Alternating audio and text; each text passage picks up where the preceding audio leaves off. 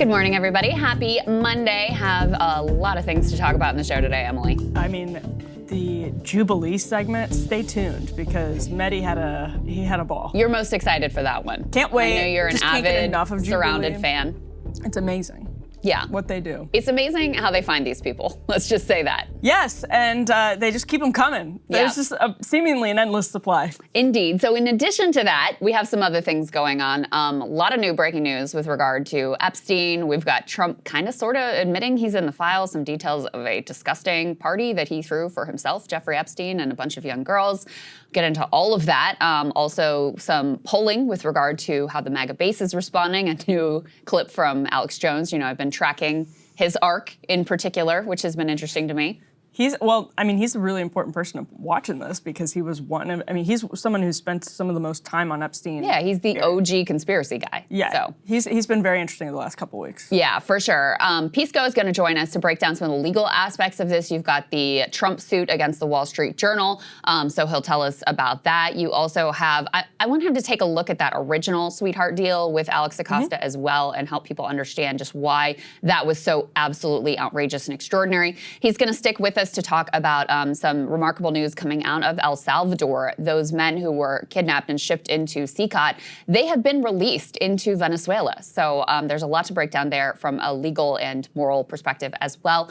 We are hoping to have a guest join us from Gaza. Obviously, that is always a little tenuous because of the intermittent blackouts and internet issues there. But Palestinians in Gaza are starving. There are accelerating starvation deaths, especially among infants and children. At the same time, they're being massacred by the dozens when they seek aid. So we have someone who's involved in the aid effort there on the ground to hopefully be able to join and talk to us about that. At the same time, huge outrage from Catholics, Christians, and just general people of decent moral standing around the world after Israel attacked a Catholic church. And there's some real fallout within even conservative circles here in the U.S., Emily, that I'm interested to get your take on there too. Yeah, and 3 Gazan Catholics died, so we'll break that down. Including a priest. That's right. Yeah.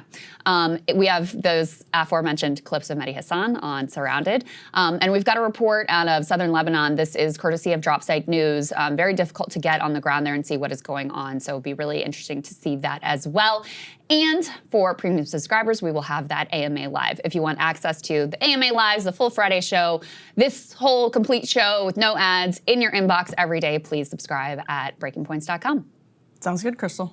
All right, let's jump into the very latest with regard to Epstein. So as I said before, listen carefully to this short clip because it sure does sound like President Trump kind of sort of admits that he is actually in the Epstein files. Take a listen. If they were run by Chris Wray and they were run by Comey, and because it was actually even before that administration, right? They've been running these files. And so much of the things that we found were fake with me. Obviously, just a note, they loop it at the end there so you can hear what he's saying. There's so many things they found were fake with me. And this tracks, of course, with his claim that, oh, Epstein is just a hoax. It's a Democrat-run hoax, crooked Hillary and Obama and Comey and Brennan, et cetera. So it's increasingly seeming like, when we have more evidence to point in this direction, that, number one, the reason the files aren't being released is because Trump is in them and he anticipated that something would come out. We now have the Wall Street Journal infamous letter to Epstein that has come out that he would need to be able to explain away. And so his excuse is, oh, well, this was all fake and it's a hoax and it's created by the Democrats. Well, it's somewhat interesting because if he's saying what we found were fake, including me, in the wake of the Wall Street Journal story, one of the things getting overlooked in the Wall Street Journal story is that they attribute the sourcing to a file that the Department of Justice had on Epstein.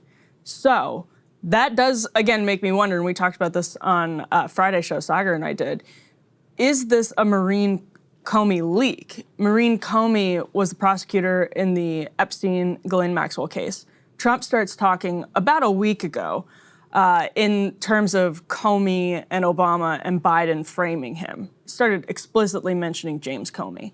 And Maureen Comey is fired on Tuesday. Wall Street Journal piece finally comes out Thursday night. It does actually, I don't know this for sure. I doubt we'll ever be able to confirm if anything like this happened, but it does make it sound like this was something the Trump administration was aware of. Yes. Yes, which is an interesting piece of the puzzle. If it's true, it's an interesting piece of the puzzle. The other alternative theory that I know you and Sagar talked about is that this is coming directly from Ghislaine or Ghislaine's world. Right. She would certainly be someone who, she was the person who collected all of these birthday letters, including one from Bill Clinton and other luminaries, yes. You know, who are noteworthy in the context of all of this, but not as noteworthy as the current president of the United States. The vindicated Alan Dershowitz, lest we forget. Yeah, of course, always, who's certainly cleared his name fully and completely, and we no longer have any doubts about his good character. No. But in any case, the other theory is that it could have been Ghislaine herself who is looking for a pardon. I just saw, you know, a tabloid piece this morning. I think it was New York Post, so they're usually like somewhat credible, saying that she was telling everyone, hey, when Trump gets in there, it's going to be totally different. I'm going to get out of here. It's going to be over. And we had her family submitted that letter, posted that letter that said, you know, Donald Trump, the federal government made a deal saying no co-conspirators with Epstein would be charged. I know you want to honor that deal.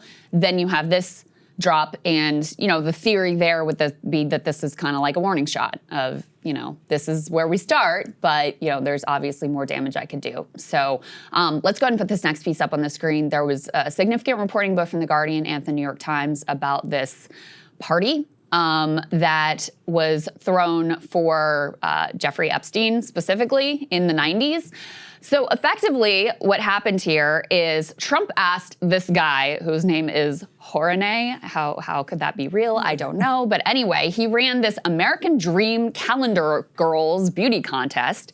And Trump asked him to fly in a bunch of the girls at Trump's expense to Mar-a-Lago. Their ages 16 to 22.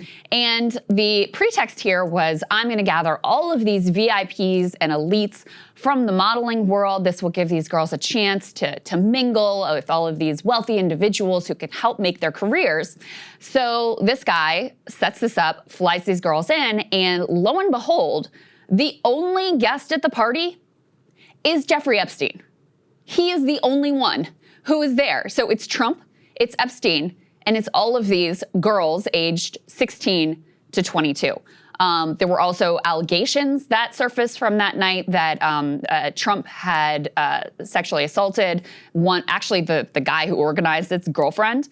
And then there was also an allegation that he just plopped into bed next to a 22-year-old who was there for this quote-unquote party. So effectively trafficking young girls directly to Jeffrey Epstein at Mar-a-Lago is what is being alleged in this Guardian and a New York Times story both. Yeah, and Krystal, I don't want to skip ahead too much, but I know we have an element from Julie K. Brown. This is A6. Something that's, I think, worth pausing and thinking about. Julie K. Brown obviously is one of the reporters who's been foremost out front on this for years. So Brian Krasenstein said, I'm told that the Wall Street Journal article about the Trump letter to Epstein is just the tip of the iceberg. Quote, the dam is breaking. I would take that with the biggest grain of salt that you could find on planet Earth. But Julie K. Brown says, she quote tweets this and says, I heard this too. And so, Krystal, I took it a lot more seriously when she said it. When he said it. Oh, so much more seriously. Yeah. Yes, and so that means this is kind of circulating in the world of people who do these reports. And so if the dam is breaking and the floodgates are opening up, that would probably indicate, I mean, I do doubt there are a lot of, I doubt with Trump, again, it's just hard for me to believe that there's some type of smoking gun on Trump that's sitting around and hasn't been reported out. Something in the Justice Department files would be different, something that the FBI collected or something like that. But I mean, every reporter in the country has been working on Trump for 10 years now. I would expect a lot of them, this is why I skipped ahead, to be sort of similar to this Guardian piece, where it's sort of like where there's a lot of smoke, is there going to be fire? So that's what the Guardian piece does seem to me to be a pattern of things we're going to see in the next couple of weeks, is similar stories, anecdotes from the 80s and the 90s. It's like, man, this is who Donald Trump is. Yeah. I mean, we're going to find out, because I'm sure MAGA is sort of hoping that the worst of it is past. Or that it's CAD-type behavior. Like, this Guardian story is disgusting, and it's the type of thing that conservatives were horrified by, many of them, horrified by in 2015 when Donald Trump started to run against all of the other Republican candidates. And there were some stories like this that were published around that time. And then obviously there was the Access Hollywood tape. So that type of thing, I'm sure there are more stories like this lying around that have not broken through and probably will in the days and weeks to come. They were disgusting to most conservatives in 2015. Most conservatives made their peace with Donald Trump after 2016. And it's a reminder of the character traits that always sort of horrified people. You can just imagine what would be said if it was Bill Clinton who threw a party for 16-year-old girls and invited only Jeffrey Epstein. Only Jeffrey Epstein, yeah. And the presumptions that would be made, too, by the way. Yep. Let's go ahead this next piece, A3. So you have Democratic Senator Dick Durban saying that, according to information my office received, you, as the Department of Justice, pressured the FBI to put approximately 1,000 personnel in their information management division, including the information dissemination section, which handles all requests, blah, blah, blah, on 24-hour shifts to review approximately 10,000 Epstein-related records in order to produce more documents that could then be released on arbitrarily short deadline.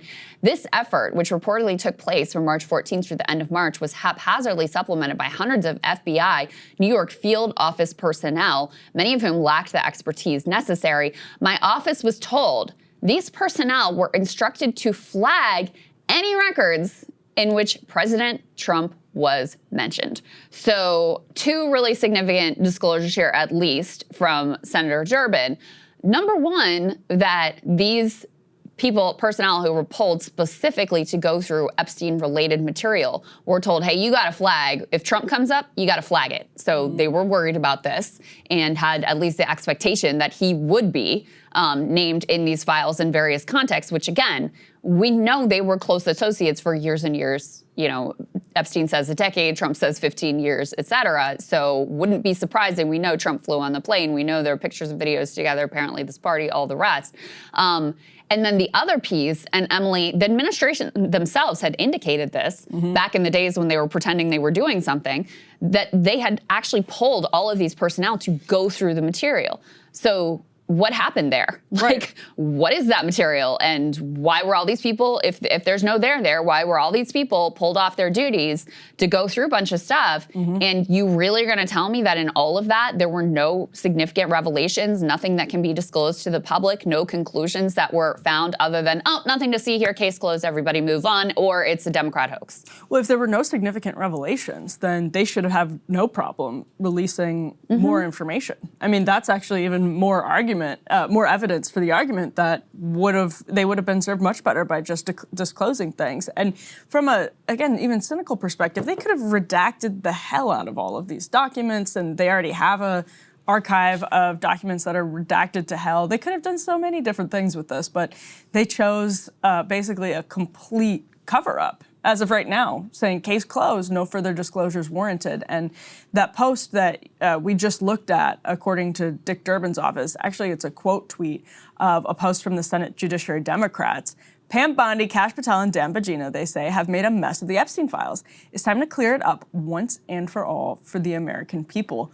Wow, amazing. I agree. Let's do it. I mean, the momentum that they have, that has been invited by Pam Bondi to keep the scrutiny on these files, that was squarely because of the decisions that she made. And I think we should all be cheering it. As cynical as it is, I'm all for it. Let's go. Yeah. Let's see it. There was some report, too, like, oh, Trump's getting frustrated with Pam Bondi. It's like, bro, this is your show. Like, if she's handling it in a way that you don't want, then you should say that. But we know he went to the mat for her. Yeah. Like, he went to bat for her. Tripled down. Called Charlie Kirk, said, shut up about Pam Bondi, like, I'm sticking with her, et cetera. Yeah. So, you know, obviously the buck ultimately stops with Trump.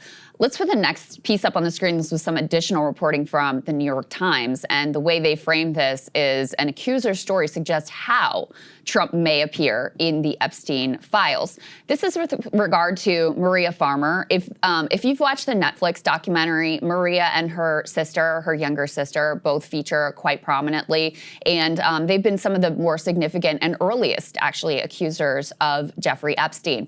Maria is an artist, a painter, and And Jeffrey Epstein sort of swept in and, oh, we're going to make your career. We're going to support you. We're going to help you.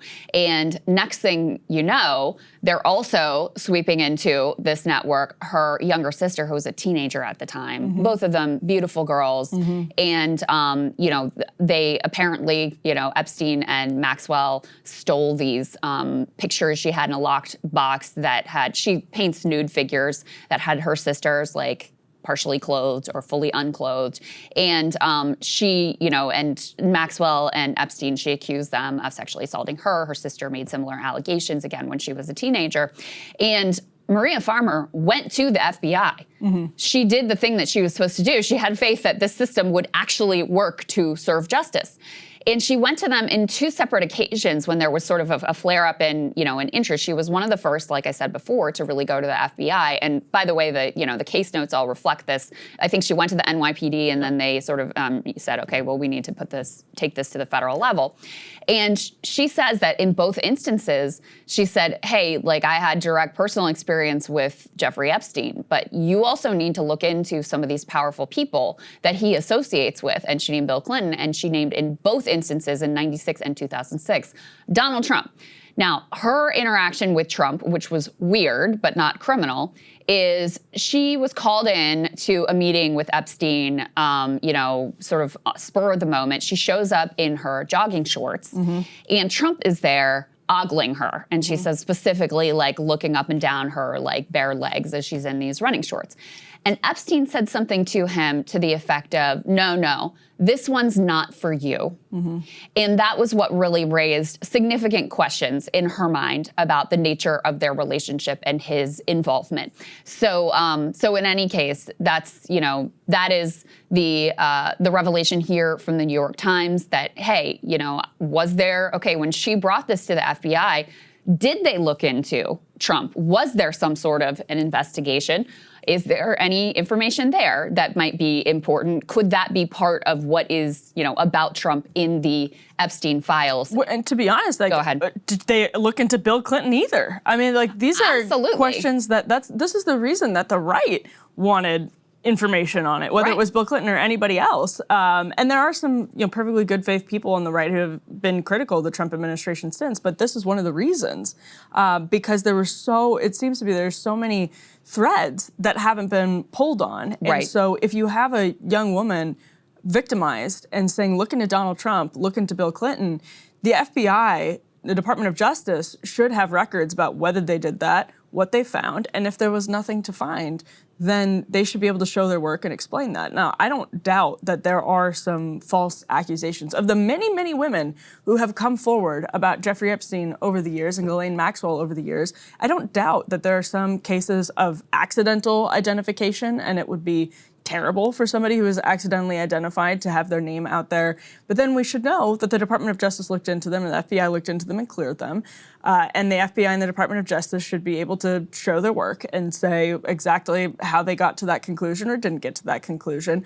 Or they can release the files in a way that doesn't implicate anybody who shouldn't be implicated, while not also protecting people who should be implicated because they're powerful and their name is Bill Clinton or Donald Trump. And so there is a way to do this. Nobody is saying that, even with Donald Trump, he's such a high-profile, polarizing person.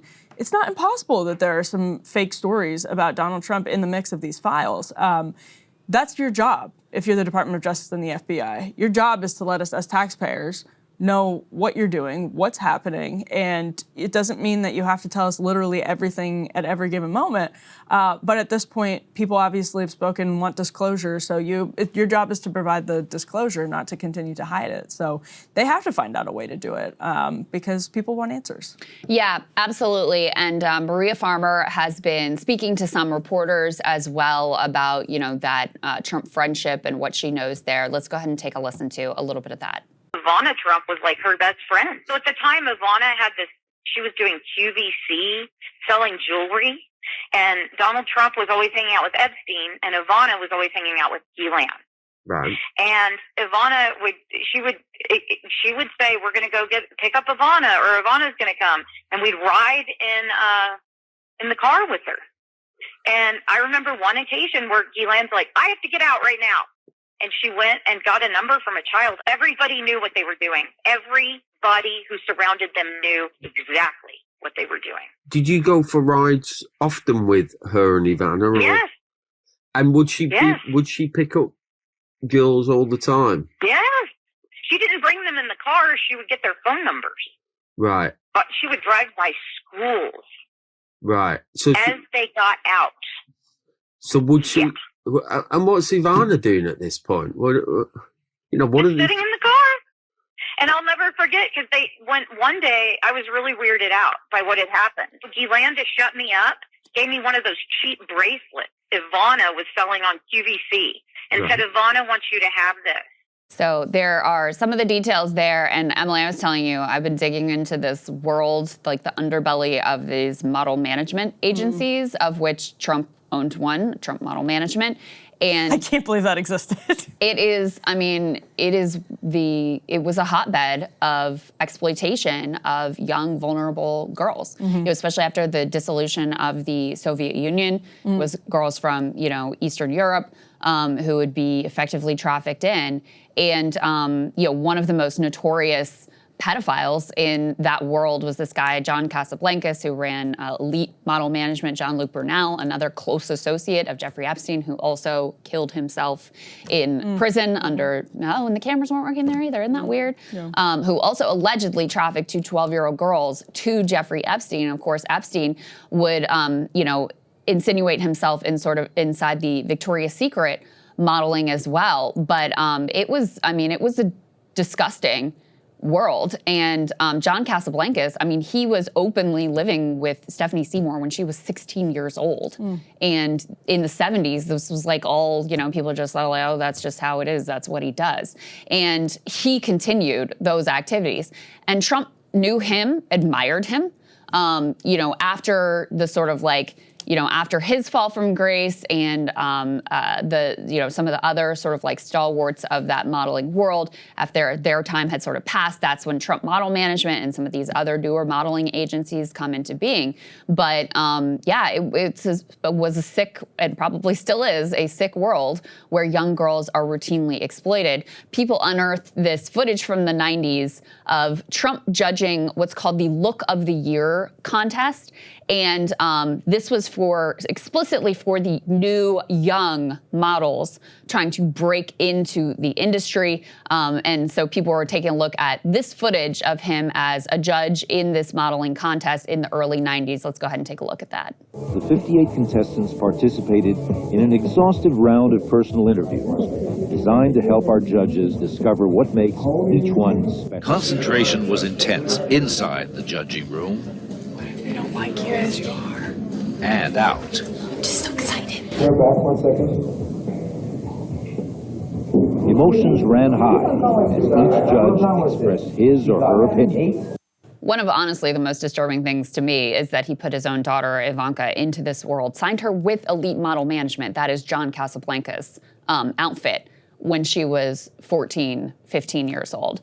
So in any case, you know, all of these things are sort of being resurfaced. His involvement with the pageants, his owning of the model management company, you know, things like him judging this competition, his having this party where the only other, for young girls, where the only other guest is Jeffrey Epstein.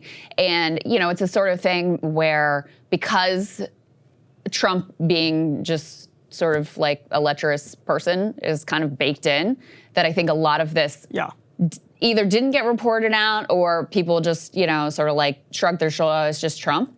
But then when you really connect it in with Epstein and all that entails, well, then people are seeing it through a different lens. You know, Virginia Giuffre worked at Mar-a-Lago. Yeah. Like, she literally was an employee of Mar-a-Lago. That's right.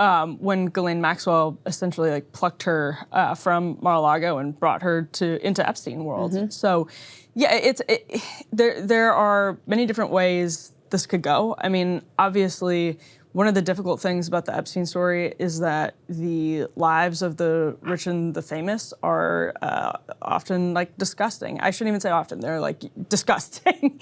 And they are people who like transform into these, these Nietzschean, they see themselves as these like Nietzschean superhumans who can do whatever they want.